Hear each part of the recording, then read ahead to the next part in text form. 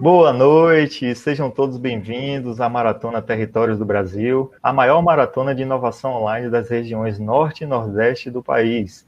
Eu sou o Danilo Souza, professor da Universidade Federal de Sergipe, campus do Sertão, e também um dos organizadores deste evento, que visa buscar soluções para transformar o turismo e a produção rural dos territórios, através da ciência, tecnologia e muita criatividade. Este evento faz parte das ações de continuidade da Semana Nacional de Ciência e Tecnologia, iniciados em outubro do ano passado, 2020, e tem realização da Universidade Federal de Sergipe e do Instituto Federal Baiano, e organização do Instituto Federal Baiano, Campus Guanabi, NEAGROS, Núcleo de Graduação em Agroindústria, e Movimento Cacau e Chocolate Cultura. Conta também com o apoio do CNPq e recursos oriundos do Ministério da Ciência e Tecnologia e Inovações. Você que está assistindo essa live e ainda não fez a sua inscrição na maratona, acesse agora o site territoriosdobrasil.com.br, não perca tempo, garanta logo sua vaga nesse grande evento. É com imenso prazer que a gente inaugura a Semana da Maratona com essa live, né? Durante 3 dias, né, começando hoje, amanhã e quarta-feira, a gente vai fazer essas lives para o pessoal conhecer um pouco mais sobre os desafios da maratona. E eu já começo com o tema, mediando aqui nessa live, com o tema turismo comunitário. Estão aqui comigo hoje nossos convidados, quero dar boas-vindas aí, boa noite para a Viviane Castro, que é turismóloga, especialista em turismo de base comunitária. Temos também Heitor Ferrari Marbach, gestor de projetos do Sebrae, e Marco Lessa, empresário e criador da Chocolate Festival. Boa noite para vocês, obrigado por estarem aqui com a gente hoje. Daremos início às apresentações, né? E aos que nos assistem, se quiserem fazer alguma pergunta, pode enviar pelo chat, que no final a gente vai abrir espaço aí para tirar todas as dúvidas de vocês, certo? Então a gente começa aí com a apresentação da Viviane. Viviane, que é especialista em turismo comunitário em Sergipe, turismóloga formada pela UFES, atua na Secretaria Municipal de Turismo de Aracaju desde 2017. Ela é consultora em turismo e trabalha com ênfase no turismo de base comunitária. Atualmente é coordenadora do projeto Rota do Quilombo Mucambo, Turismo Rural Comunitário de Sergipe, e assessora a comunidade Santa Cruz em Sergipe, no desenvolvimento do turismo comunitário também. Ela vai falar quais são os princípios do turismo comunitário, né, de que maneira é possível contribuir, construir uma gestão com protagonismo comunitário, com preservação do meio ambiente e a valorização cultural dessas comunidades tradicionais, através deste tipo de turismo. Então, Viviane, fique muito à vontade, eu agradeço mais uma vez a sua presença aqui hoje, então pode iniciar a sua apresentação. E ao final, relembrando, né, a gente vai abrir espaço para vocês tirarem todas as dúvidas com a Viviane, com o Marco, com o Heitor, tá bom? Viviane, fique à vontade. Boa noite a todas e a todas. É um prazer estar aqui com vocês para falar e conversar sobre essa temática tão importante que é o turismo de base comunitária, também conhecido como TBC ou turismo comunitário. Eu vou iniciar fazendo uma apresentação de slide, né? E eu queria dizer também que é muito importante, né, a gente ter esse momento de fala nesse evento, né, que busca formas inovadoras de promover o turismo comunitário para desenvolver as regiões Norte e Nordeste.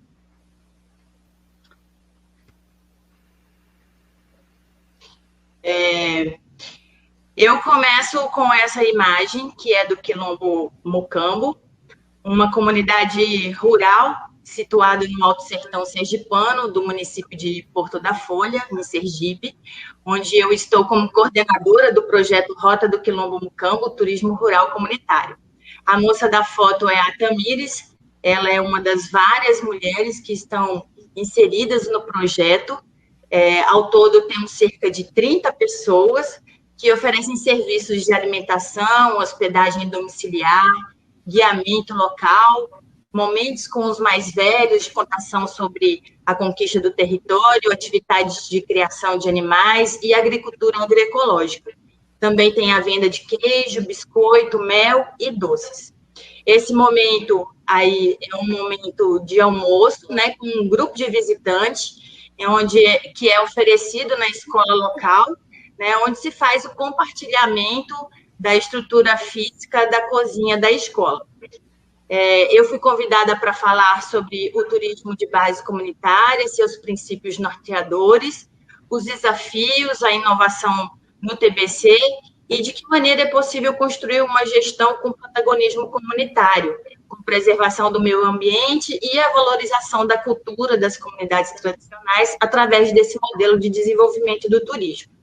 Então, como aqui, né, nós temos muitos participantes que são estudantes universitários, professores e profissionais do mercado de diferentes áreas que vão compor os times para criar ideias e soluções inovadoras para desenvolver o potencial turístico.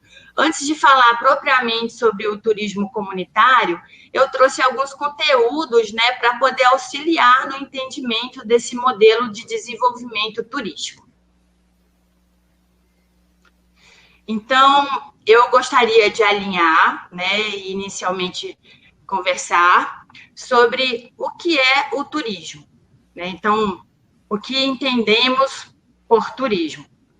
O conceito que eu vou trazer aqui, né? Existem inúmeros conceitos, mas o que eu vou trazer aqui vai ser o conceito, a definição da Lei Geral do Turismo.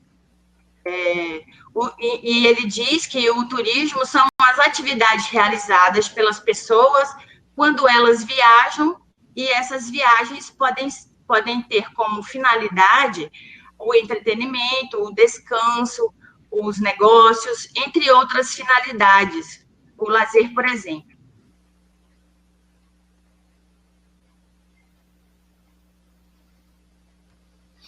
Então, o turismo, ele acontece a partir do momento em que iniciamos uma viagem, chegamos ao destino e até voltarmos para casa. Durante esse tempo, né, que estamos viajando, usufruímos de bens e serviços que constituem a cadeia produtiva do turismo.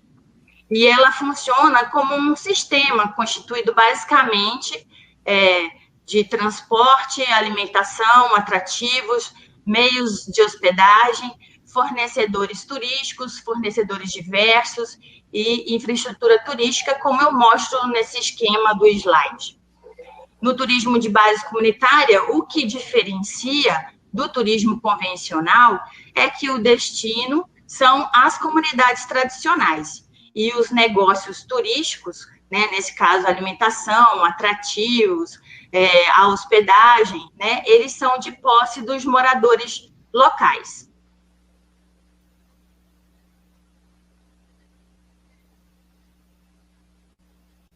Eu também trouxe outro ponto importante para alinharmos a respeito do turismo de base comunitária, né, porque muitas pessoas acreditam que o turismo comunitário é um segmento turístico.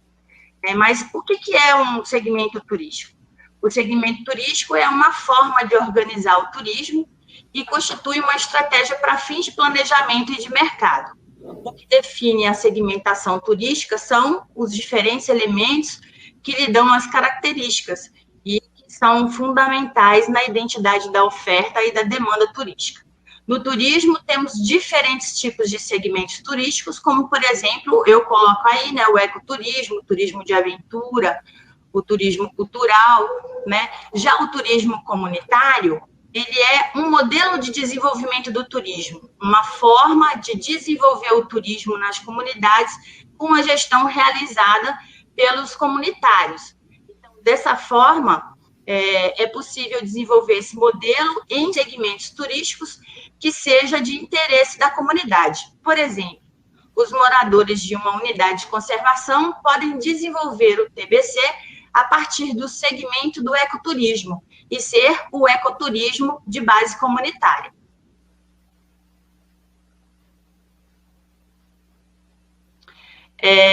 E o que vem a ser o turismo de base comunitária?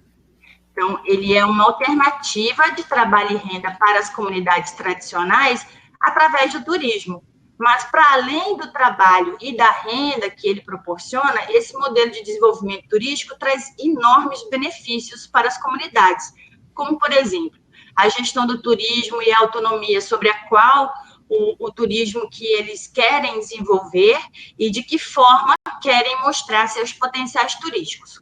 Outro benefício é a valorização da cultura e o empoderamento que ele traz para as pessoas da comunidade. A partir das visitações, né, eles começam a perceber que aquele potencial, aquilo que eles têm dentro da comunidade tem um valor enorme, né, e muito querido pelas pessoas. Outro benefício é a preservação do meio ambiente, né, a possibilidade de trabalho para as mulheres, né? Porque muitas vezes as mulheres elas não têm a possibilidade de ter trabalho em sua comunidade, a depender de onde estão, né? Mas muitas vezes o turismo comunitário existem grupos, por exemplo, que são essencialmente de mulheres, né? Outra possibilidade é de que os moradores podem, no caso, continuar morando em seu território e obter renda através do turismo. E outro benefício é a sustentabilidade. Então, dessa forma, o turismo comunitário é muito mais focado na preservação dos territórios onde as comunidades estão inseridas, de forma a possibilitarem a continuidade de suas culturas. Aqui nessa foto foi a realização de uma oficina de levantamento dos potenciais turísticos com os moradores do Quilombo Mocambo, onde eu tenho um projeto.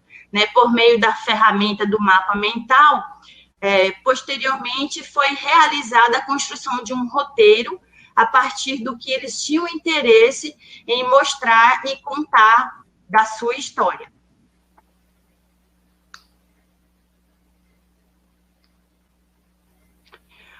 Bom, o turismo comunitário, ele possui algumas características, né, que são...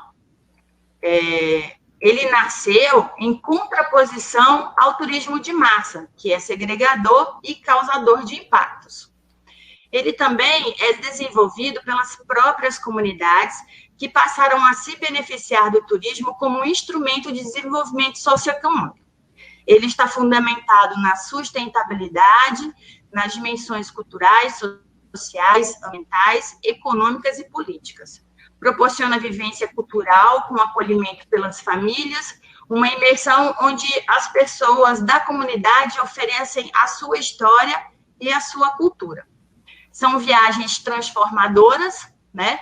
Porque as vivências nos aproximam e nos integram com a comunidade visitada, com a sua cultura singular, e é aí que o turismo ele se torna transformador, né? Ele mostra, né, a importância do respeito pelo outro. É uma proposta de turismo responsável e justo. Nessa foto, nós temos no Quilombo Caonge, né, onde a dona Valdênia mostra aí a feitura artesanal do azeite de dendê. Né? Essa comunidade é o Quilombo Caonge, que chama Rota da Liberdade, que fica na Bahia. Esses créditos aí são da foto de Alberto Viana, que trabalha lá com eles. Bom, outra coisa importante para se falar do turismo de base comunitária, e a gente não pode, não existe turismo de base comunitária sem esses princípios. Então, eu trago aqui alguns princípios, né, alguns locais que trabalham, mas eu trago aqueles que eu acho mais relevantes, não que os outros não sejam, né, mas esses são os mais importantes para mim, né. O primeiro deles está relacionado ao protagonismo das comunidades, porque o protagonismo faz com que as comunidades estejam à frente dos empreendimentos e dos serviços que são oferecidos. Então, todos os serviços oferecidos na comunidade, de hospedagem, alimentação, guiamento, né, todos eles são empreendimentos dos comunitários, né? Outro princípio importante é a preservação dos territórios, né? Então, tem que haver uma preocupação com a preservação da cultura e do meio ambiente local. Outro princípio importante é o da transparência, né, no uso dos recursos que são advindos do turismo, né, ou então um recurso que é investido na comunidade. Tem que haver a transparência desse recurso que está sendo utilizado. Outro princípio é o da gestão comunitária, né, que é a forma de organização. Então, essa organização ela tem que estar focada na autogestão e em processos decisórios participativos, né? Outro princípio é da equidade na distribuição dos recursos. Então, é importante, né, que os recursos eles sejam distribuídos, né, de forma que todos recebam por aquilo que, pelo aquele serviço que ofereceu. Já existem comunidades que fazem de forma diferente. Elas acham melhor fazer a distribuição de forma igualitária entre as pessoas que trabalharam durante aquela atividade, e não importa se ela ofereceu um serviço A ou serviço B, todos vão receber de forma igual. Aí vai de como cada comunidade tem interesse em fazer. O outro princípio importante é do encontro cultural. É preciso haver um encontro cultural entre o visitante e o visitado. Não pode ser simplesmente uma visitação no qual nós vamos apenas ficar observando, né? Tem que haver um encontro entre as pessoas que estão visitando e aquelas que estão sendo visitadas.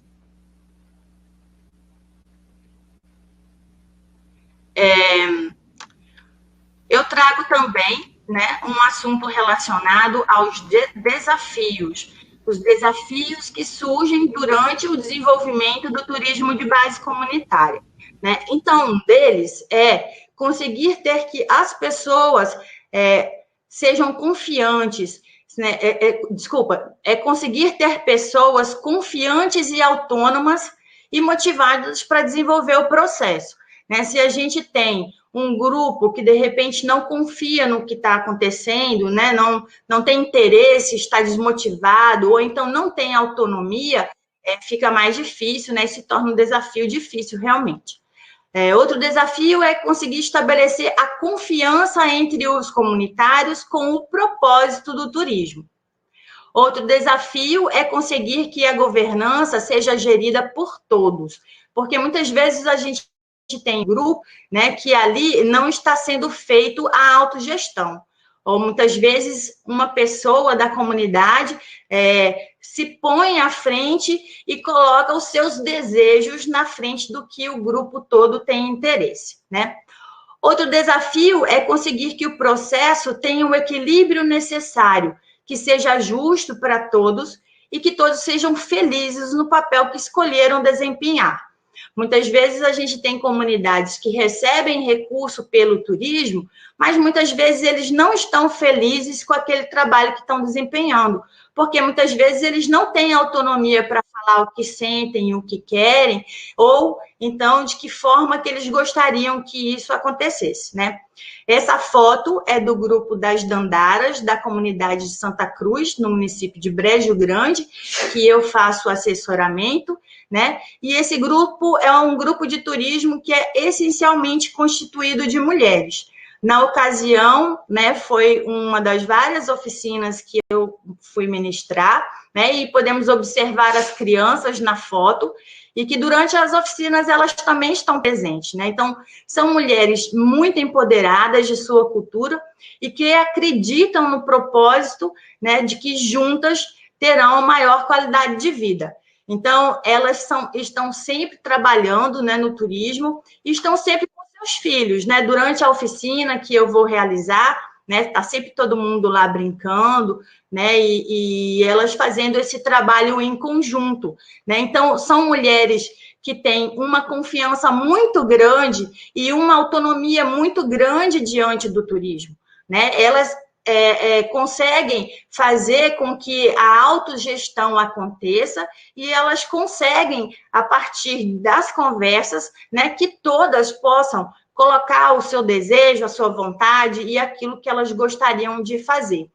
e sempre estão apoiando umas às outras, né? Esse é um dos grupos que eu conheço, por exemplo, que apesar de cada um desempenhar seu papel durante uma visitação, elas fazem a divisão ao final da visitação, né, quando elas recebem os recursos, elas dividem de forma igual para todas. Né? Então, é um exemplo muito bacana que a gente tem aqui em Sergipe e que eu tenho muito orgulho de trabalhar e de apresentar, porque elas, com certeza, elas conseguem superar vários desafios, né, que muitas vezes o turismo traz. Bom, o último tema que eu trago para falar é sobre a inovação no TBC. Né? Então, o turismo de base comunitária, por si só, ele basicamente é uma inovação social, né? É uma forma diferenciada de se trabalhar o turismo. Né? Mas a gente também pode trazer, né, outros tipos de inovação para o desenvolvimento do turismo. Né? Por exemplo, né? A gente tem aí na Rota da Liberdade também, né? No Quilombo Caonde, que eles têm o desenvolvimento da economia solidária, né? E eles também desenvolvem um banco, no qual eles têm uma moeda própria, né? E durante um evento que eles fazem, que chama a Festa da Ostra, eles fazem essa moeda circular, né, com a venda dos produtos e tudo que acontece na comunidade. Né? Outra forma de fazer inovação é a gestão compartilhada, né, que acontece aí no TBC, e que também é possível utilizar espaços, né, como, por exemplo, aquele local que eu apresentei lá logo no começo, né, existe um compartilhamento de espaços, como a escola, por exemplo, que empresta, durante a visitação, empresta o restaurante, o local onde é feito o alimento na escola, né? Eles emprestam esse espaço para que seja feito o almoço e o jantar dos visitantes, né? A gente tem também, né, a inovação no TBC, que é a formação de redes. E a formação de redes entre as iniciativas possibilita uma série de outras questões, como, por exemplo, ter acesso a recursos, né, quando as comunidades se unem para formar uma rede de turismo de base comunitária, né, então elas conseguem ter acesso a recurso, conseguem ter uma maior visibilidade e conseguem, por exemplo, né, fazer uma legislação, por exemplo, né? Alguns estados têm suas próprias legislações com relação ao turismo de base comunitária, como é o caso, por exemplo, do Rio de Janeiro, de Minas Gerais, da Bahia também, né? Que eles têm essa regulação, né, própria do seu estado. Então, o Quilombo Caonde, né, é um exemplo, por exemplo, né, de inovação no turismo de base comunitária com esse desenvolvimento do Banco Solidário que tem a moeda própria. Bom, e assim eu finalizo a minha apresentação. Né? Não é fácil falar turismo de base comunitária num tempo tão curto, né? Eu tentei trazer aqui o que poderia trazer de possibilidades para quem está formando essas equipes e pretende desenvolver aí, né, soluções. Muito obrigada.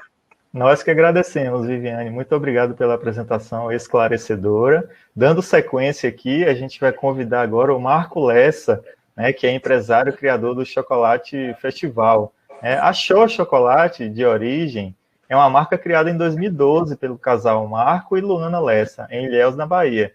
Ele foi criador, em 2019, do Chocolate Festival, maior evento da América Latina na área de chocolate fino e de origem no Brasil, com edições em Ilhéus, Bahia, Pará e São Paulo, que divulga o cacau nacional e os chocolates produzidos com ele. Essa intimidade com o setor gerou o desejo de criar uma marca própria. O chocolate 44% cacau da marca baiana foi eleito um dos 10 melhores no ranking da revista Prazeres Mesa em 2020. Os especialistas da publicação degustaram 30 marcas diferentes, incluindo produtos nacionais e internacionais, para chegar às 10 barras favoritas. Batizado de São Jorge dos Ilhéus, em homenagem à cidade onde nasceu a marca, o chocolate 44% da Show é feito com cacau de origem rastreada na região Serra do Conduru. Na lista dos 10 melhores da Prazeres da Mesa, figuram apenas 2 marcas baianas. O empreendedor baiano criou base em Portugal e abriu novos mercados para o cacau e chocolate na Europa e Ásia. Nascia em 2008 o Festival do Chocolate e Cacau, com menos de 10 estandes e 4 marcas de chocolate. O Festival do Chocolate e Cacau se transformou no Festival Internacional do Chocolate e Cacau. Simplesmente o maior evento do gênero no Brasil e na América Latina. Marco Lessa, fique muito à vontade para você tecer seus argumentos em relação ao turismo comunitário e o seu projeto. Muito obrigado pelo convite. É uma satisfação muito grande e muito feliz em ter falado depois dessa aula que nós recebemos agora. Eu sei que 15 minutos eram poucos, professora. Por mim, cederia os meus 15, que enriqueceria muito mais o evento. Mas, de qualquer forma, é um prazer. Muito obrigado pelo convite. Boa noite a todos. Eu trabalho com turismo há mais de 25 anos, quando eu comecei a fazer alguns eventos e criamos, em 95, a primeira Feira de Negócios de Turismo de Ilhéus, a Fenetur. E a gente tinha essa preocupação de valorização, principalmente da cultura e do que Jorge Amado, né, levou para o Brasil e para o mundo, da cultura da Bahia, da cultura do sul da Bahia. E nessa convivência aí, eu naturalmente fui presidente de associação turismo, de convention bureau, e ouvi vários conceitos, como que a professora acabou de colocar aí muito bem, sobre turismo, né? A conclusão que eu cheguei depois desse tempo inteiro e trabalhando com isso, que turismo é deslocamento que gere consumo, porque não é morador e residente do lugar. Deslocou, gerou consumo e não é um consumo de quem é morador e residente, de alguma forma você está fazendo turismo. Por quê? Porque quando a gente fala turismo, a gente já cria uma relação direta com lazer, com passeio, com contemplação, com gastronomia. E turismo você tem várias subdivisões. Talvez alguns não saibam, mas existe turismo de saúde, onde você desloca para um determinado destino, onde você tem uma oferta de equipamentos ou de profissionais da área de saúde, e aquilo gera dormida, gera alimentação, gera consumo. Então, deslocou. Qual foi a motivação? Tratamento de saúde, turismo de saúde, ou turismo de negócios. Também, talvez, alguns não saibam, mas é importante até a gente considerar que esse dado, cerca de 2/3 das viagens do mundo são geradas por deslocamento de negócios. De alguma forma, são viagens corporativas, onde você sai de um lugar para tratar de um negócio em outro, você fica no hotel, você fica no restaurante, você compra um souvenir, você visita o museu, você faz. Qual foi a motivação? Negócio. Então, é muita modalidade. Quando você vai além, né, e aprende, como eu estou aprendendo agora, nós estamos aprendendo agora sobre turismo de base comunitária, você viaja um pouco, percebe que é um conceito novo, é um conceito que está sendo valorizado, aprendido, aplicado, principalmente porque ele proporciona uma experiência inigualável de você viver aquilo que a comunidade cuida, desenvolve, proporciona, e a verdade dela, isso é muito importante.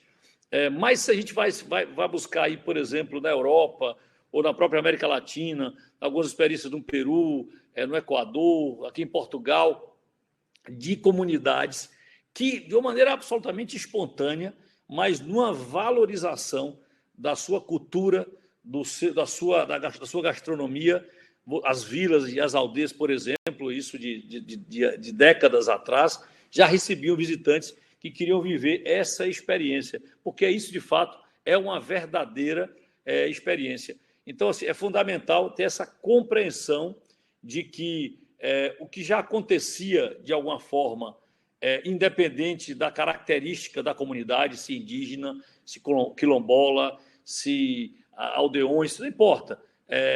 você já tinha essa prática. O que acontece hoje é uma valorização por parte de quem trabalha com turismo, portanto, assiste, e essa é uma grande oportunidade para você, jovem, para você que está acompanhando esse projeto, porque é sua oportunidade de se inserir nessa proposta, que é uma proposta provavelmente que mais vai se crescer e se desenvolver no mundo inteiro.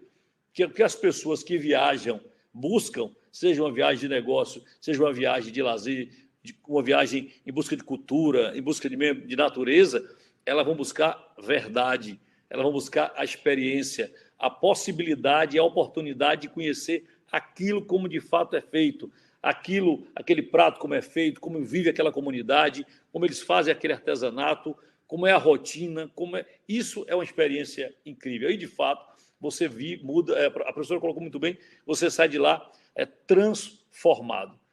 Eu tive uma oportunidade em 92, quando nós criamos o Festival de Chocolate em 2009.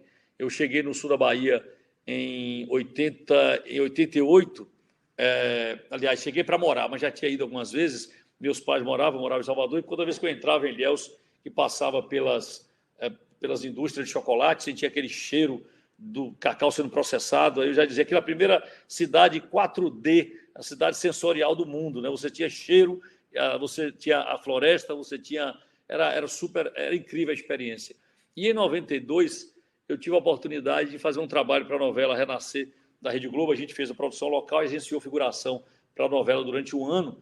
E, nesse momento, por razões de nós termos de buscar figurantes para a novela nos distritos, nos vilarejos e nas fazendas da região do Cacau, nós acabamos conhecendo muita gente que nos proporcionou, não como turista, porque a gente estava a trabalho, uma experiência incrível. E depois de conviver, depois de começar a trabalhar com turismo, eu percebia o quanto aquilo poderia gerar uma experiência e, naturalmente, gerar uma renda, gerar resultado, porque é preciso entender que turismo é indústria, turismo é negócio, é de base comunitária, tem os princípios da verdade do que faz, do que proporciona, mas é negócio. E aí, uma outra dica importante para quem nos assiste, não é porque ele é de base comunitária que ele não deva ser profissional, que ele não deva ter uns cuidados, por exemplo, com sinalização, segurança, higiene, porque nós estamos recebendo um visitante na nossa comunidade, na nossa casa, então esses pontos são fundamentais. A partir dessa convivência toda com cacau e chocolate, nós criamos o festival começou, como foi colocado aí, com 13 estandes, 6 doados e 7 vazios, e depois de 11 anos chega a ser um grande evento, o maior evento de chocolate e cacau do Brasil e América Latina, e a grande satisfação que é um evento feito por 99% de microempresários, de fazendeiros, de produtores de chocolate. Isso foi assim, o grande resultado desse trabalho foi impactar na vida dessas comunidades, dessas fazendas que hoje já enxergam, seja um agrupamento, seja uma unidade com a possibilidade de turismo rural. E, por fim, para cumprir meu prazo, eu vou pedir que coloquem um vídeo que mostra um trecho que nós ajudamos a desenvolver. Foi uma ideia de quem passava por essa estrada durante muitos e muitos anos, que foi o recorte, que é a BA 262 entre Ilhéus e a BR-101 passando por Uruçuca, que faz parte de um projeto macro chamado Rotas do Cacau.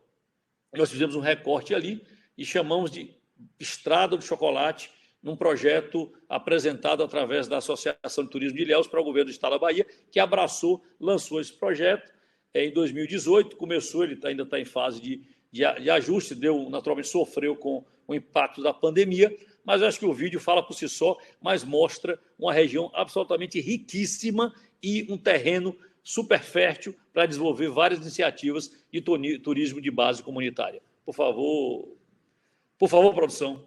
Costa do Cacau, sul da Bahia, uma das mais belas regiões do Brasil, ricas em atrativos turísticos e biodiversidade. Tem esse nome por estar na maior região produtora de cacau do país, o fruto de ouro, matéria-prima dos melhores chocolates. É nessa região tão exuberante que o governo da Bahia, em parceria com prefeituras e instituições, começa a implantar o projeto de produção associada ao turismo, Rotas do Cacau. O primeiro produto a ser desenvolvido é uma rodovia temática, a Estrada do Chocolate, primeira a ser implantada no estado, que servirá de modelo para outras zonas turísticas. A Estrada do Chocolate é o nome escolhido para a BA-262, que liga Ilhéus à BR-101, passando pela cidade de Uruçuca, exatamente pela quantidade de atrativos ligados ao cacau e ao chocolate. O Marco Zero é o Distrito Industrial de Ilhéus, onde estão fábricas de chocolate, as maiores indústrias de processamento de cacau do país, e segue pela belíssima estrada, emoldurada pela Mata Atlântica, cortando rios e fazendas centenárias em todo o seu percurso, prontas para receber visitantes. São dezenas de fazendas e equipamentos já em funcionamento, ou com grande potencial de desenvolvimento turístico, como as fazendas Almada, Riachuelo, onde tem a moderna fábrica do chocolate Mendoá, a Provisão, Lagoa Pequena, onde foi gravada a novela Renascer, Leão de Ouro, Mucambo, Capela Velha, dentre outras, além do Instituto Biofábrica de Cacau, o Instituto Federal de Educação, o Distrito do Rio do Braço, com todo o casario histórico, igreja e a antiga estação do Rio do Braço, toda restaurada, além dos assentamentos e projetos de agricultores familiares, oferecendo produtos artesanais típicos numa experiência única. Estrada do Chocolate, a primeira estrada temática da Bahia. Uma viagem do melhor cacau ao mais puro chocolate. Enfim, isso é uma visão, só para ilustrar um trecho aí que eu acho que é riquíssimo e pode naturalmente servir de base para as iniciativas dentro do princípio proposto pelo projeto. Muito obrigado, Marco, pela apresentação, muito esclarecedora também. Um vídeo sensacional, né? Muito bom mesmo. E aí, dando sequência, né, ao nosso terceiro convidado, o Heitor Marbach, que é o gestor de projetos Sebrae Bahia. Lembrando que, ao final da apresentação do Heitor, a gente vai abrir para as perguntas. A gente já tem anotado algumas que estão surgindo aqui no site, e aí cada convidado vai sanar essas dúvidas aí de vocês, tá bom? Então, o Heitor trabalha com o conceito de turismo de acolhimento no Vale do Pati, dentro do Parque Nacional da Chapada Diamantina. É um tipo de hospitalidade diferente, que parte do princípio do servir, do acolher, de estar a serviço dos turistas. Eles ficam na casa dos moradores e vivem o dia a dia, a rotina da comunidade.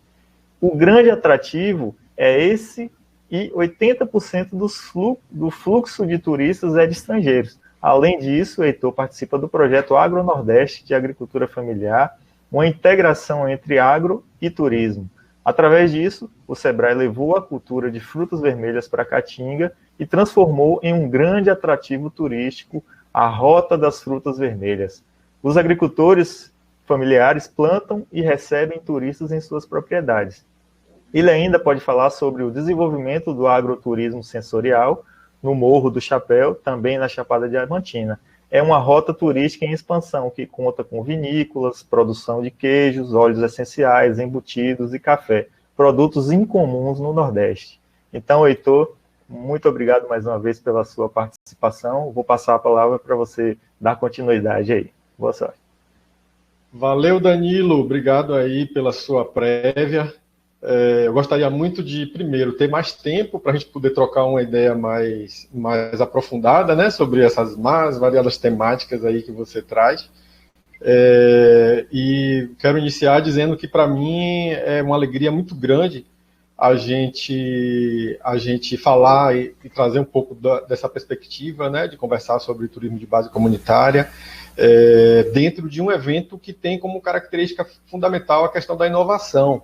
Né? Então, assim, eu estou acompanhando aqui o chat e eu tenho visto muitas pessoas perguntando e trazendo dúvidas, né? Se vai ter um app, se vai ter uma solução, se eu tenho que envolver a questão da tecnologia, né? E assim, inovação não precisa necessariamente. Danilo está pedindo um tempinho ali, acho que vai trocar o pessoal de Libras. Não é isso? Isso, exatamente, Heitor. Desculpa beleza, te interromper beleza. aí. Nada, tranquilo. Gostaria de agradecer muito aqui ao Juliano pelas suas contribuições. O Juliano, que é o nosso tradutor de Libras aí, deu o tempo dele, a gente vai substituir pela Val, né?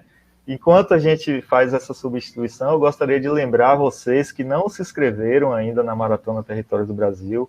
Entrem no site territoriodobrasil.com.br, façam suas inscrições o mais rápido possível. A gente já está na reta final, a última semana. Então, quinta-feira já se encerra as inscrições, certo? E aí, lembrando também que hoje é a primeira live da semana. Estamos falando sobre turismo comunitário. Então, amanhã teremos outra live esclarecendo Conexão Rural e a última live na quarta-feira sobre bioeconomia, tá certo?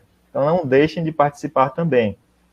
A gente está anotando as perguntas que vocês estão enviando pelo site e no final, logo após a apresentação do Heitor, a gente pode voltar novamente para tirar essas dúvidas de vocês, tá bom? Então, Heitor, muito obrigado por esperar. Vamos já aguardar podemos? Aí. Vamos aguardar a Val entrar um pouquinho. Já está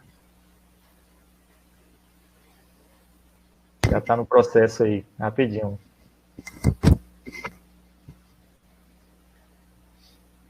Produção, estamos aí com a Val no ponto. Pode ir começando, Heitor, que a Val acompanha vocês aí. Ok. Então, como eu estava falando, é uma alegria muito grande a gente poder trocar um pouco dessa ideia, né, sobre turismo de base comunitária, dentro de um evento que tem como característica fundamental a questão da inovação, né? Então, a gente estava falando, Danilo, que tem muitas pessoas no chat perguntando se tem um template específico, né, se tem um formato específico para o trabalho, se vai ter que envolver tecnologia. Então, gente, inovação é algo que a gente começa a perceber, né, principalmente depois da fala de meu amigo, né, de longas datas, Marco, que até naquele momento em que ele implanta ou que ele sugere o evento, né, do chocolate, você não tem ainda o suporte de tecnologia, né? A tecnologia ela pode até vir, e vem com certeza, né, ser um suporte importante, mas não necessariamente precisa envolver tecnologia. Obviamente que a gente está em momento de pandemia, a gente ainda vive uma realidade de isolamento, e claro que a questão da tecnologia passou a fazer parte muito mais, de forma muito mais enfática do que fazia antigamente, né? Mas não precisa necessariamente trazer a questão da tecnologia. Então, eu queria começar aqui a minha apresentação, e antes de compartilhar aqui minha apresentação, Ana, pronto, né? Então, eu vou falar sobre uma experiência que a gente teve dentro da Chapada Diamantina, né, que é um território de identidade daqui do interior da Bahia, e a gente fez a implantação de uma rota, assim como o Marco fez uma proposição da rota lá da Estrada do Chocolate, a gente fez uma sugestão, né, e implantamos a Rota das Frutas Vermelhas aqui no nosso território. Na fala de Danilo, talvez as pessoas tenham ficado um pouco confusas, né, com a minha apresentação. Eu sou doutor em difusão do conhecimento, e essa minha formação, né, a minha pesquisa do doutorado, ela foi feita, Danilo, dentro do Vale do Pati, que é um dos destinos turísticos de trilha, né, de turismo de trilha, mais desejados do mundo. 85% do fluxo turístico lá dentro do Vale do Pati é turista estrangeiro, né, é um turismo de experiência na essência, porque lá dentro do vale não tem hospedagem, a não ser a casa dos patizeiros, né? Então, o que eu fiz na pesquisa do doutorado foi justamente um trabalho de investigação e uma proposição de um conceito de acolhimento turístico dentro do olhar, né, sob o olhar do patizeiro. Mas isso aí a gente pode até trocar uma ideia em outro momento, ou se tiver algum grupo, né, que tem interesse em fazer algo parecido, né, eu tenho aí um trabalho de doutorado feito com essa característica. Né? Então, eu sou mestre em administração, estudei temáticas também voltadas ao marketing turístico, né? Fiz um estudo de caso sobre a sazonalidade da demanda também, se quiser alguém tratar disso ou conversar mais sobre isso, sempre é um prazer muito grande. Né? Minha área de atuação sempre foi o marketing, né? Eu sou especialista nessa área, e eu gosto de trazer sempre essa perspectiva, né, de que eu tenho mais de 25 anos de experiência em marketing, mas isso não me fez parar. Né? Ou seja, eu precisei me reinventar ao longo do caminho, principalmente porque a gente hoje vive uma realidade digital. Né? Então, assim, quando eu fui colega de Marco na faculdade e na escola, né, eu fui colega dele de escola, na biblioteca não tinha internet, né, Marquinho? Então a gente tinha que pedir um livro pelo fichário. Né? Isso os mais jovens que estão aqui ouvindo a gente, pode até parecer, né, que foi algo que aconteceu há muito tempo. Mas, na verdade, tem pouco tempo essa realidade e eu precisei me readaptar e me reinventar, porque senão eu ia ser atropelado por essa garotada que vem chegando aí cheia de gás, cheia de ideia, né, cheia de inovação. Eu dou aula na graduação desde 2001, na pós-graduação desde 2003, né, e atualmente eu sou gestor de projetos no Sebrae. Eu cuido do projeto das frutas vermelhas da Chapada Diamantina, né, e também sou lead mentor no processo Scale Up, né, que inclusive é parceiro aqui desse evento. Né, o Sebrae vai fazer uma oferta, né, de algumas vagas no projeto Scale Up para as ideias vencedoras. Né, então, isso aí também é uma coisa bem bacana, que depois vocês vão ter mais informações sobre isso. Então, esse trabalho aqui que eu vou apresentar para vocês foi o trabalho que eu apresentei na semana passada, num evento internacional, né, que é o LACMONT, é um evento da rede de pesquisa e inovação latino-americana e caribenha de povos da montanha. Né? Então, a gente tem aí hoje uma rede latino-americana, né, que discute sobre estratégias e inovação para pessoas que moram em territórios de montanha, o que é uma coisa muito importante, porque às vezes a gente percebe que essas pessoas ficam um pouco sem alternativa ou sem oportunidade. Né? Até, às vezes, pela dificuldade de acesso. O Vale do Pati é um exemplo claro disso. Né? Certamente, alguém que está aqui hoje ouvindo aqui a nossa fala já foi ao Vale do Pati e já viu a dificuldade que é de acesso para chegar, mantimento, até dificuldade de comunicação. Então, a Rota das Frutas Vermelhas é uma ferramenta, né, de fortalecimento do turismo de base comunitária no nosso território, e o que eu fiz nesse trabalho foi demonstrar, na verdade, discutir, né, essa implantação. Para quem não conhece, esse aqui é o mapa da Bahia, tá? Aqui, nessa parte verde mais clara, a gente tem o território de identidade da Chapada Diamantina, que é composto por mais de 20 cidades, né? E aqui, em verde mais aceso, a gente tem o Parque Nacional da Chapada Diamantina, tá? Então, só para vocês terem uma ideia espacial aí. Então, a gente está no centro geográfico da Bahia, né? Se você fizer uma linha vertical e uma linha horizontal, você está aqui exatamente no centro. Então, um mapa aqui mais aproximado, né, que é o mapa do Parque Nacional da Chapada Diamantina, onde tem a Cachoeira da Fumaça, né, onde tem o Vale do Capão, Andaraí, Igatu, Mucugê, então cidades maravilhosas. Né, o que é a Rota das Frutas Vermelhas?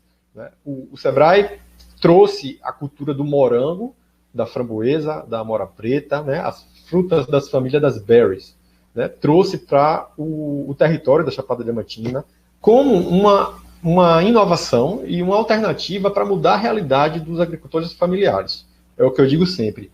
A gente, Marquinho, quando come feijão, coloca farinha. Não é assim, Danilo? Então, a farinha faz parte do nosso dia a dia. Mas para o agricultor familiar mudar de vida plantando mandioca e produzindo farinha, fica muito difícil. né? Porque é um produto que tem um valor de mercado, né, na hora que você vai comercializar, muito baixo. A semana passada eu estava vendo em Salvador 1,48 o quilo da mandioca. Né? Então, o que ocorre? O morango, você planta hoje, depois de 60 dias, você colhe e vende por R$10 o quilo. Então, as frutas vermelhas, elas são frutas de ciclo rápido e elas permitem uma mudança de realidade muito, muito rápida.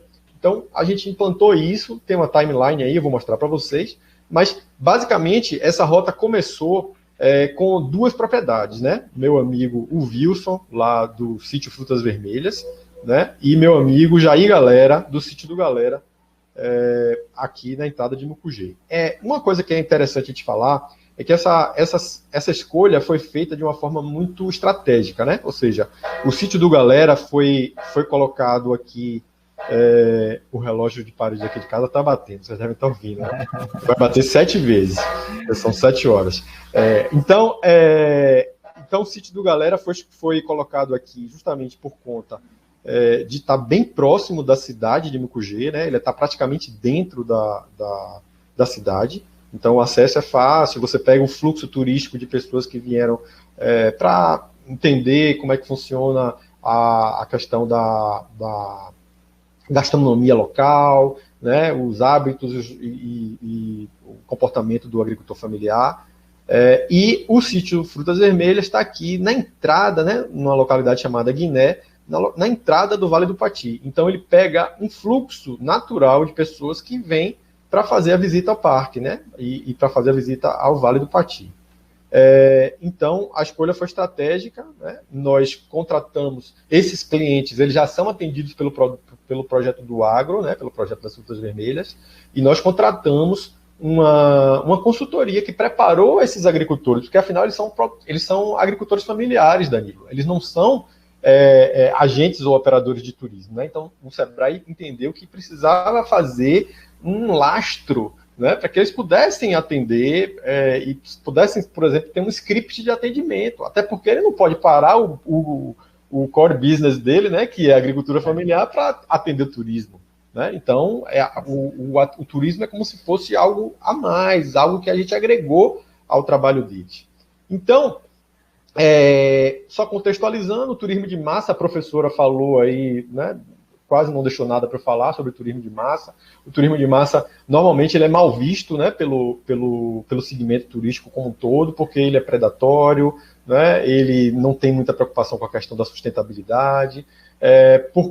Por outro lado, ele traz também a questão de uma exigência de políticas públicas claras, e na Chapada Diamantina não existe algo institucional maior que cuide disso. Então, o que ocorre é que a população, né, os moradores locais, ficam à margem da economia que é gerada por essa atividade. Então, às vezes, se ele trabalha na pousada, ele ganha um salário no fim do mês, mas assim, né, eles não acessam essa economia, essa grana que está rolando aí, como o Marco falou agora há pouco, né? Então, assim, o turismo ele existe, ele gera, mas nem sempre essa grana chega na ponta, né? Chega lá no morador. A produção agrícola da Chapada é essencialmente formada pela agricultura familiar, né, e voltada para culturas tradicionais.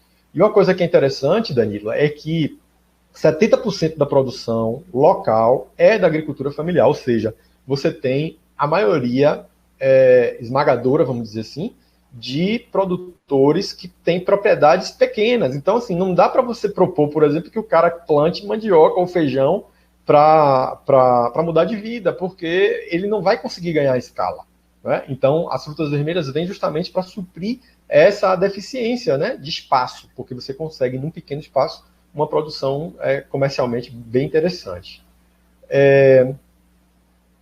A criação de circuitos turísticos inteligentes, né, que envolvam a agricultura familiar, propicia a dinamização social e econômica, um mecanismo que favorece que esses agricultores fiquem nas suas cidades e, por outro lado, né, assim, ajudam também a proteger os recursos naturais. Porque se o agricultor sabe que o turista vem motivado muito por ver a cachoeira da Chapada Diamantina, ou fazer a trilha, né, ou ir na serra, ou tomar banho de rio, ele entende que ele precisa proteger, e ele entende que a sua atividade precisa estar totalmente integrada e ter um olhar voltado para a questão da sustentabilidade. Então, aqui eu fiz uma timeline rapidinha. Em 2013, o Sebrae implantou, né, trouxe a cultura do morango. Em 2017, veio a framboesa, a amora preta. Em 2018, nós fizemos desenvolvimento de marca, de embalagem para vários produtores, né, inclusive para esses dois que eu acabei de citar aí, que fazem parte do projeto. Em 2019, nós contratamos a consultoria, começamos a fazer a preparação dessas famílias de agricultores. Eles começaram também a fazer licores, geleias, compotas, doces, bolos, coisas maravilhosas, usando as frutas vermelhas como matéria-prima, né? E a gente traz aí como resultados, primeiro, uma melhoria na renda familiar, porque eles passaram a cobrar a taxa de visitação, né? Então, assim, eles perdem um dia ou uma manhã de trabalho, o turista paga por isso. Então, essa renda eles não tinham. Eles passaram a vender muitos produtos diretamente para turistas, com preço de consumidor final, ou seja, antes ele vendia por R$6 o morango para quem ia revender. Hoje ele vende direto para quem vai consumir, obviamente ele vende pelo preço de consumidor final. Parte dessa produção vai, dessa forma, ser comercializada sem o intermediário, né, que todo mundo sabe que o intermediário é um grande problema do agronegócio. A valorização da atuação da família na produção, porque você tem a questão da integração, as pessoas que se reúnem, que aprendem a fazer licor, aprendem a fazer a geleia, né? Então, com isso, você valoriza, né, a questão familiar. Então, hoje, nós estamos ampliando a rota das frutas vermelhas, né? Já contratamos a consultoria que está preparando novos produtores que vão integrar essa rota. Estamos expandindo, como o Danilo falou no início, para outras culturas. Então, já existe hoje a Rota do Café, também vários produtores receberam essa consultoria, já estão recebendo turistas nas suas propriedades, né? E essa última que a gente começou agora, no final do ano passado, né, no final de 2020, que é a Rota de experiências sensoriais lá no Morro de Chapéu. O Morro de Chapéu, no meu entendimento, vai se tornar um grande polo de turismo sensorial, né? Então, assim, a gente tem hoje produtores de vinho, produtores de óleos essenciais, de laticínios, de embutidos, né, fazendo, assim, uma verdadeira viagem sensorial, e eu creio que a gente logo vai ter aí um destaque muito grande para Morro de Chapéu.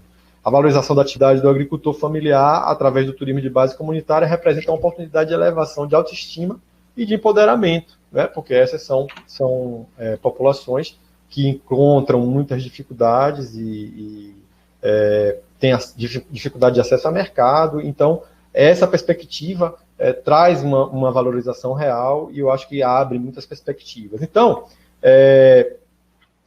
eu trouxe aqui algumas fotos. Aqui está o sítio Frutas Vermelhas, né? Aqui a Serra do Sincorá, aqui é um grupo fazendo visita, aqui é um espaço instagramável, né, que já é uma das entregas. Olha aqui uma inovação, ó, gente, para quem está assistindo, ó, isso aqui é uma inovação, né? Até existia isso. Então, o que foi que a gente fez? A gente fez uma proposta do produtor fazer como se fosse uma moldura, contratou um pintor letrista lá na localidade, né, já gerou uma grana, colocou aqui, né, o nome do sítio, o Instagram do sítio, e aí o que vai acontecer naturalmente? Todos os visitantes tiram a foto na moldura, postam no Instagram, marcam no Instagram o sítio, e aí isso começa a gerar um movimento orgânico, né, nas próprias plataformas aí das redes sociais do sítio, né? Aqui o sítio do Galera também, um grupo fazendo visita, aqui a mesma Serra do Sincorá ao fundo, né, o pessoal fazendo a degustação do vinho, do licor produzido dentro da propriedade. Aqui um grupo do IFBA de Ceabra, né, fazendo aqui uma visita também, tem muito disso, né? A gente recebe muitos turistas que vêm fazer pesquisa, pessoal de agronomia, de meio ambiente, né? Isso aqui é uma turma de meio ambiente. E é isso, gente. Agradecer aí a oportunidade de poder compartilhar com vocês um pouco da nossa experiência, me colocar à disposição. Quero dizer que eu sempre estou muito disponível, né? Quem precisar falar comigo, meu e-mail está aí, meu celular aí, WhatsApp, nas redes sociais, né? Pode me encontrar, @Heitor Marbach. Eu penso que eu vou está disponível para fazer a mentoria, né, de algumas equipes. Não sei se eu vou ter tanto tempo, mas eu vou abrir aí uma janela para poder atender alguns grupos, né, e estou aí à disposição para qualquer esclarecimento. Obrigado. Nós que agradecemos, Heitor. Muito obrigado aí Parabéns, pelo esclarecimento. Parabéns mesmo pela apresentação, né? Valeu. Já pegando um gancho aqui na sua apresentação, eu sou lá de Tanhaçu, não sei se você conhece, né? Sim, fica lá no pé da Chapada Diamantina, né? Conheço, lá tô perto com muita saudade. Tô com muita saudade da minha cidade. Tem 2 anos que eu fui lá por conta da pandemia, né? Barra da Estiva hoje, Danilo, é o maior produtor de amora preta do Nordeste, né? Porque a gente não tem a fruta vermelha.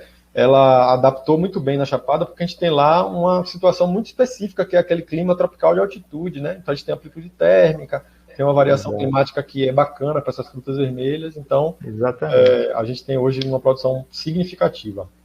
Eu conheço ali a região de Guiné, já dei umas passeadas ali. Tá? Legal. É bem bacana, fresco. Minha esposa já morou lá em Mucugê um tempo. E aí, algumas perguntas vieram para você. Vou começar por Heitor, porque só para finalizar a fala dele, ele puxar o tema que ele estava falando, né? Algumas perguntas aqui no chat veio para você, Heitor, né? Por exemplo, o Paulo, ele quer saber se o projeto comunitário também pode integrar o reflorestamento, né? Já que pode ter algumas áreas que estejam desmatadas e tal. Então, Paulo, a gente tem na Chapada uma situação complexa, né, de desmatamento por conta de atividades passadas, né? Então, existia muita área de pasto, então, assim, automaticamente demanda, né, um reflorestamento. A gente tem muita área de garimpo também, né, que desmatava muito, e também muita cultura do café extensiva, né? Então, isso demanda, sim, uma estratégia de reflorestamento. O projeto trabalha com uma linha de produção agroflorestal, né? Não dá tempo aqui da gente mostrar todas as frentes de trabalho da gente, né? Até porque eu trabalho com 5 cadeias produtivas, as frutas vermelhas é apenas uma dessas 5, e de forma que, assim, a gente tem sim uma preocupação e um olhar muito, muito importante sobre essa questão do reflorestamento, particularmente numa modelagem de agrofloresta. Certo. E aí, Heitor, puxando também esse assunto, a Patrícia quer saber se no plantio de frutas vermelhas, já que exige aí um clima mais ameno, né, mais frio, se utiliza muito agrotóxico. Patrícia, essa pergunta sua, eu senti um pouco de uma pergunta capciosa. Veja só, o morango é uma das frutas que carrega uma imagem muito queimada. O filme é totalmente queimado como uma das culturas que mais usa agrotóxico, tá certo? O que eu posso dizer para você? Eu trabalho hoje com cerca de 220 produtores, tá? Eu posso te dizer que uma maioria importante desses 220 tem caminhado para uma produção mais limpa, sendo que a gente já tem alguns que não usam nada de agrotóxico, tá certo? Contudo, a gente tem uma dificuldade muito grande na questão da certificação, né? Primeiro, porque a certificação orgânica ela é cara para o agricultor familiar fazer ela isoladamente, tá? E segundo, porque a gente tem hoje muito morango cultivado num sistema elevado, suspenso, né? Esse morango, ele recebe o nutriente através da água, e aí a certificação fica mais difícil ainda, né? Fertirrigação. Então a certificação fica mais difícil ainda. Inclusive, eu quero deixar aqui um desafio, Danilo, para quem trabalha aí nessa área de bioeconomia, de repente trabalhar com alternativas ou soluções ou inovações que envolvam produção orgânica de frutas vermelhas. Pronto, tá abrindo o desafio. Aí, gente, uma proposta aí para vocês pensarem. Mas, Patrícia, fechando aí sua pergunta, seu questionamento, a gente tem produtores, inclusive já tem produtores certificados na Chapada Diamantina, tem produtores que não são certificados, mas que não usam agrotóxico, e que pelo fato de serem da agricultura familiar, a gente já tem, assim, eu digo que é meio caminho andado, né? Porque o pequeno normalmente não usa agrotóxico, né, Marquinho? Porque ele já não faz parte da cultura dele envenenar o que ele come, né? Então, é algo que é muito legal isso, né? Então, assim, a gente tem muitos produtores que comercializam com selinho, né? Aqui tem agricultura familiar, ou seja, não é uma garantia, né? Mas é um indicativo de que você tem ali uma produção mais limpa. Aproveitando só esse gancho rapidinho, e o ambiente que eu acho que é favorável, porque afinal de contas vai acabar refletindo no business do turismo de base comunitária. O que eu mais ouço, eu ouço os dois lados da moeda do orgânico. Eu ouço quem quer que o orgânico não para de crescer e mais mercado para o orgânico, e ao mesmo tempo quem produz a dificuldade de certificação. Verdade. Só que aí você tem uma série de atores nesse processo, o próprio SEBRAE, mas eu digo o governo do Estado, as universidades, alguns institutos, que podem certificar. Por que não podem certificar? Quer dizer, eu posso falar estou falando uma bobagem grande, mas ele pode até não ter o peso ou a marca ou o nome de uma certificação, digamos, conceituada internacionalmente e tal, mas tem credibilidade para certificar. Então, eu acho que a gente precisa aproximar a academia do mercado nesse sentido. O cara produz, ele precisa de um selo. O próprio cacau, eu tenho uma linha que a gente quer desenvolver de cacau orgânico, e meu fornecedor, ele diz, rapaz, a certificação é cara demais, e eu sou orgânico. Olha que negócio, contrassenso. Não, quer dizer, eu não posso rotular meu chocolate feito com cacau orgânico, porque não tem uma certificação, sendo que é verdade que é orgânico. Quer dizer, esse além da provocação que você fez, do desafio que você fez, então eu acho que esse é um tema para a gente discutir aí com o Instituto, com o governo do Estado, com o SEBRAE, e começar a certificar esses pequenos e essa galera, porque vai ser bom para todo mundo. Verdade, Marquinhos. O pessoal está até comentando aí no chat que a Rede Povos da Mata faz a certificação participativa. É verdade, a rede é muito forte, principalmente lá em Ilhéus, né? Em Irecê também é um polo. Eles são meus parceiros. Eu faço muitos trabalhos com a Rede Povos da Mata, tá, gente? Mas, assim, a gente tem hoje uma demanda grande por pessoas querendo certificar, e a rede, ela ainda não tem uma condição de atender a todas essas demandas. Inclusive, a gente está montando um núcleo da Rede Povos da Mata no território da Chapada Diamantina, para que a gente possa resolver essas demandas, né, gente? Então, assim, a gente sabe que existe, porque, até entrando um pouco nessa questão técnica, existe a questão existe a certificação por certificadora, né? Então você tem as entidades que são credenciadas para certificar, e existe a certificação participativa, né? Por OPAC, que é, no caso aí, a Rede Povos da Mata quem cuida dessa questão. Quando eu trago o desafio, gente, é de repente trazer desafio para que você, aluno que vai participar, para você, professor que vai participar do desafio, né, do território do Brasil, possa trazer inovações nesse quesito, porque Perfeito. É caro. E olha que o SEBRAE subsidia, viu? O SEBRAE agora, em momento de pandemia, está subsidiando 85% do custo da certificação, né? Mas mesmo assim, ainda é caro e às vezes fica inviável, principalmente para o agricultor familiar. Perfeito, Heitor. Aí, assim, já que o Marco Lessa iniciou aí falando, tem uma pergunta para ele aqui da Renata, né? Ela quer saber como foi a inserção do chocolate como um produto gourmet fora do Brasil. Na verdade, não como foi, não foi. A gente tem que separar aqui um pouco, vamos fazer um processo aí com relação à presença brasileira no mundo, começando pelo cacau fino, cacau de origem, o cacau brasileiro. O cacau brasileiro, o cacau baiano em especial, tinha o Bahia Superior durante muito tempo, era um cacau muito... ele era exportado, ele tinha uma presença no mercado internacional. Depois de algum tempo, principalmente depois da vassoura de bruxa, você teve uma queda substancial na produção de 400 para 90 mil toneladas de cacau, e aí, por uma questão de sobrevivência, as pessoas começaram a produzir cacau de toda forma.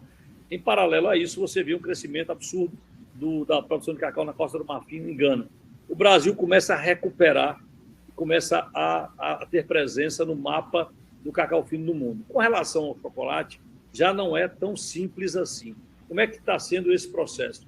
O primeiro passo é o cacau chegando nas marcas de chocolate de qualidade, chegando nos Bintubá, no Tritubá, dos chocolatiers da Europa, dos Estados Unidos. Quer dizer, começando a fornecer amêndoa brasileira, e você já tem talvez umas 3 dezenas aí de marcas de chocolate de peso no mundo com cacau brasileiro. A gente conseguiu colocar algum chocolate no mercado. Naturalmente, as pessoas, quando experimentam e quando consomem, por exemplo, em Portugal, que eles chamam de chocolate preto, que é o chocolate que é o negro, o extenso, o amargo, com alto teor de cacau. Quando eles experimentam, tem a oportunidade de comer, é impressionante. O cara fala, eu não como mais nada na vida. Ele quer só isso, porque ele sabe que tem qualidade, tem aroma e tal. Então, é muito diferente. E as pessoas confundem muito, isso é importante a gente frisar, o chocolate intenso com o chocolate amargo. Porque, às vezes, o chocolate amargo não significa que ele tem um altíssimo percentual de cacau. Às vezes, ele tem pouco açúcar e tem, sei lá, 40%, 50%, 60% de um blend que você não sabe a origem. Mas o mercado já consegue reconhecer. Agora, quando você consegue embarcar naquela caixinha, naquele tablete, a origem do produto, a preservação ambiental, o impacto social e a história, aí ele fica mais saboroso do que qualquer outro chocolate do mundo. Isso é um processo de construção. Mas não é fácil você... a gente tem que pensar, lembrar de um detalhe, assim, ó, o homem consome cacau há 9.000 anos, a chocolate há 2 séculos, de origem há 20 anos. Então é muito pouco tempo. Nosso desbravamento ainda é um processo lento. Muito bom. A gente está com bastante perguntas aqui, nosso tempo está ficando cada vez mais curto. Tem várias perguntas aqui para Viviane. Viviane, o Renan aqui pergunta para você qual é o grau de importância do artesanato local como base de renda para o turismo comunitário.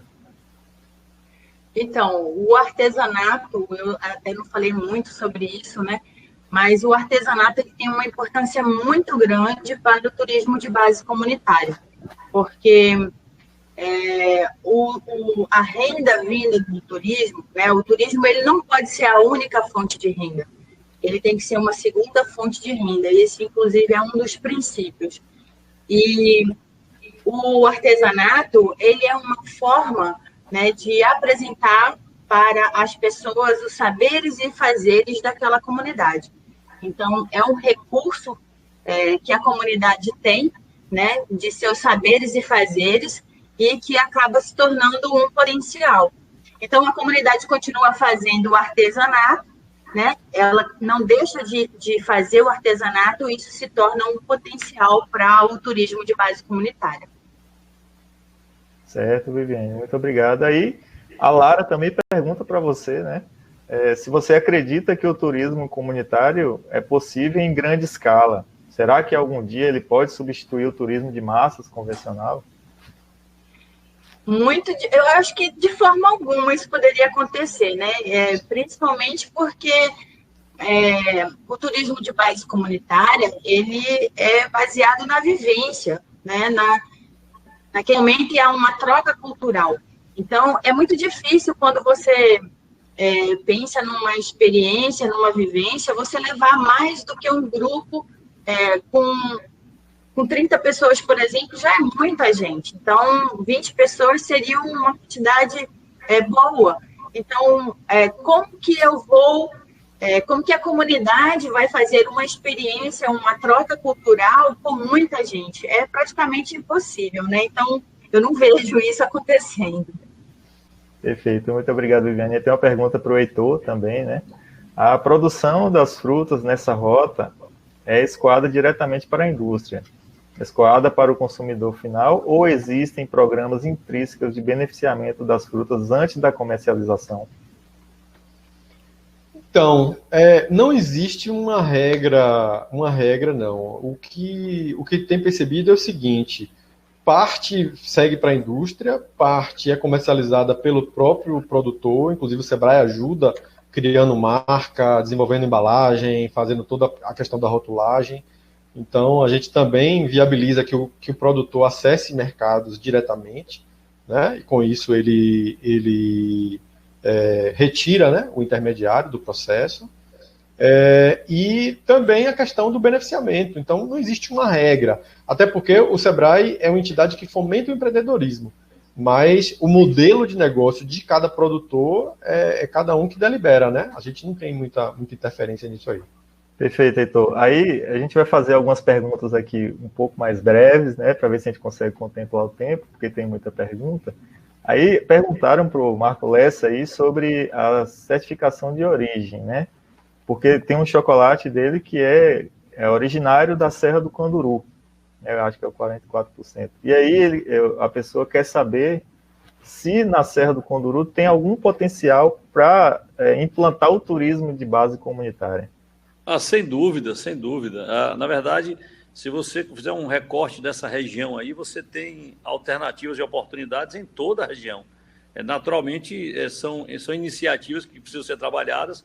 Às vezes, a própria estrutura de determinada comunidade, ela já, por si só, já é um atrativo, mas eu acho que a oportunidade, principalmente para quem nos assiste, eu acho que é o propósito desse projeto, é exatamente identificar essas oportunidades e ajudar a desenvolver. Então, a Serra do Canduru, até como moldura, já é um atrativo, já é um diferencial. E aí você vai identificar dentro ou no entorno ou relacionada alguém que já faça, né, já utilize a sua base e fazer daquilo um atrativo. E cada vez mais, o que eu venho percebendo, nós temos um dado importante, você falou, vai ser breve, mas você bastante agora rápido, a motivação que as pessoas iam para o sul da Bahia, 80% era sol e praia, na década de 90, anos 2000, e 20% Jorge Amado.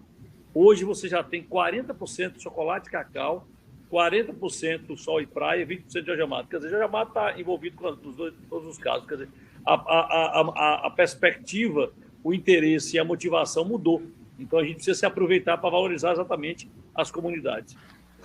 Perfeito, obrigado, Marco. E tem uma pergunta aqui que eu vou encerrar, né? A pergunta do chat aí com Viviane, e depois a gente entra nas considerações finais. Viviane, a Patrícia quer saber como é a sensibilização das comunidades para se iniciar o trabalho de turismo de base comunitária, né? Visto que muitas comunidades não enxergam que a vivência diária delas, né, ali o viver de forma simples, na cabeça deles, eles não entendem como isso pode se tornar uma atração turística. Então, de que forma acontece essa sensibilização? Então, a primeira coisa que se deve fazer é ter a comunidade que tem interesse de trabalhar com turismo, né? Porque muitas vezes a comunidade ela não tem o interesse. Então, essa deve ser o primeiro questionamento, né? Se ela tem o interesse de trabalhar com o turismo, então é preciso fazer uma sensibilização, e essa sensibilização deve constar, inicialmente, de mostrar quais os impactos do turismo, né? É preciso que a comunidade saiba que existem os impactos negativos, assim como também existem os impactos positivos que beneficiam a comunidade através dos recursos financeiros que é trazido, né? Mas também é preciso saber que o recurso financeiro ele não deve ser apenas um fim, né? Mas um meio, né? Porque através do turismo eles podem ter o benefício também de preservar os valores da comunidade, né, de preservar a cultura da comunidade, preservar o meio ambiente da comunidade. Então, não só levar para a comunidade a possibilidade de que o turismo é um retorno financeiro, né, mas inicia por aí, uma sensibilização demonstrando os impactos. Perfeito, Viviane, muito obrigado. E aí, continuando com você, a gente parte aqui para as considerações finais. Então, dentro das suas considerações finais, você pode falar aí, eu já estendo aí a pergunta ao Marco e ao Heitor, para incluir nas considerações finais deles também. O que vocês esperam que saia de soluções aqui para o turismo comunitário nesta maratona? Então, o que vocês esperam que vai sair aqui de propostas, de ideias, né, ao final dessa maratona? Então, fica aí para o comentário de vocês final. Viviane, pode dar sequência aí. Então, eu espero, né, muita gente nova aí, trazendo coisas muito interessantes relacionadas à criatividade, mas que não se esqueça, né, que o turismo de base comunitária, aquela equipe que escolher trabalhar com turismo de base comunitária, né? Não esquecer que a gestão ela é comunitária, não esquecer que os valores que a comunidade possui de saberes e fazeres, né, deve ser o importante para se apresentar ali como potencial turístico, assim também como o meio ambiente que a comunidade possui, né, e não apenas pensar na questão dos valores financeiros que a comunidade pode receber. Muito obrigado. Marco Lessa. Bom, primeiro, muito obrigado a todos aí, aos meus colegas, a quem nos acompanhou até então. A expectativa, de fato, é de que essa meninada que venha a se envolver nesse projeto faça a revolução no turismo, porque eu acho que o turismo de base comunitária, o turismo de experiência, esse turismo de verdade, não de verdade de fazer o turismo, mas a verdade encontrada naquilo que é consumido, que é visto, de que é usufruído, eu acho que é uma tendência mundial. Eu acho que nós temos aí um grande diferencial competitivo para a atração de visitantes, e é importante para todos que compreenderem o seguinte: o turista necessariamente não tem que vir de outro estado ou de outro país. O turista pode estar ali do lado. A gente precisa preparar os nossos produtos para serem ofertados para aquelas pessoas que estão na cidade, por exemplo, em Ilhéus, o visitante de Itabuna também. Então, nesse envolvimento, entender que é uma grande oportunidade, porque é um segmento que, afinal de contas, é uma tendência mundial. Eu acho que essa meninada vai virar a chave, de fato, vai fazer toda essa revolução, e também considerar de que o nosso visitante, o nosso consumidor, o nosso cliente, o nosso turista, ele não tem que ser buscado em outro estado, ele pode estar ali do lado e aprender a usufruir de tudo isso, de todas essas nossas potencialidades. Muito obrigado, Marco Lessa. Heitor? Bom, obrigado aí pelo convite. É sempre uma alegria muito grande, né, falar sobre essa temática, principalmente sobre a Rota das Frutas Vermelhas, que foi um trabalho que eu participei do início, né, desde o início, vi nascer essa semente. Estou vendo os resultados que podem gerar, né, para todo o território, e eu espero realmente que a gente possa ter oferta de inovação e de soluções interessantes, inteligentes, e que possam impactar diretamente na vida das pessoas.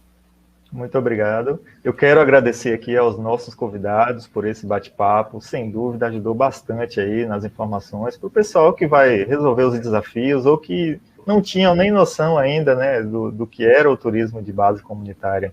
Quero agradecer vocês aí que nos acompanharam e dizer também que amanhã, 19h, tem live sobre Conexão Agro, viu? E na quarta sobre bioeconomia. Se inscrevam no site, entrem no site lá, se inscrevam, façam suas inscrições, quem não fez ainda, né? E além de divulgar as soluções geradas, a maratona também vai premiar as melhores ideias. A gente quer a continuidade do seu projeto, né? Não que fique só aqui em projeto. Por isso, depois da maratona, aí você poderá transformar sua ideia em negócio. São 9 vagas garantidas para o programa de aceleração, né, que é o Startup Bar, do Sebrae Bahia. Serão beneficiados os 3 primeiros lugares e 2 projetos escolhidos de cada desafio.